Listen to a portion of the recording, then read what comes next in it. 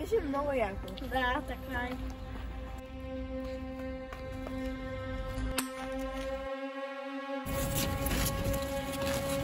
Стана добри пари от тях.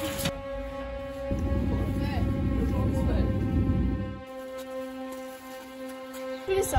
Ето ги. Някой просвети ли ми? Мисля, че не. Добре, ето ми друго. И да не става за това.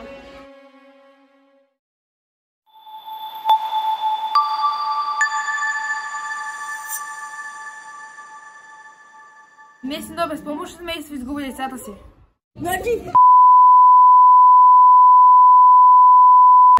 тия са много гадни.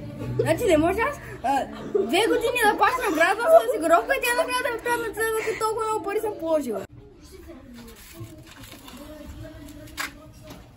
Аз си бе свърши, нямам друга работа, така че...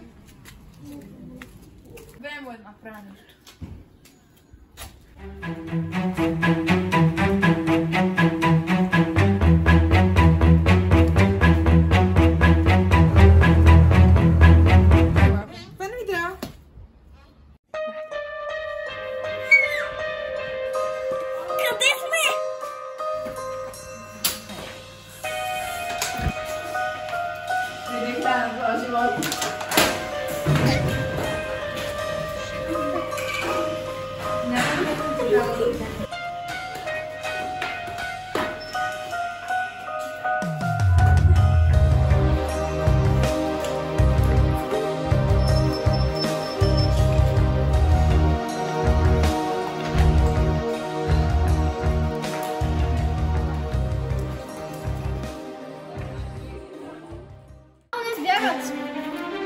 Бързо, хванете затворниците, не ни трябва живи.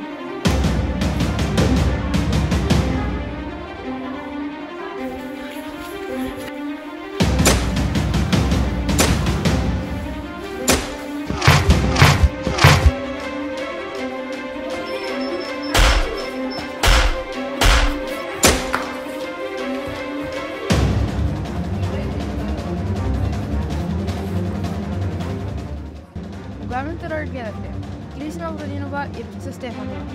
Участваха също Джио Митрев, Борис Ганев, Сияна Стефанова, Райма Годинова, Елиза Ганева и Самуил Ганев.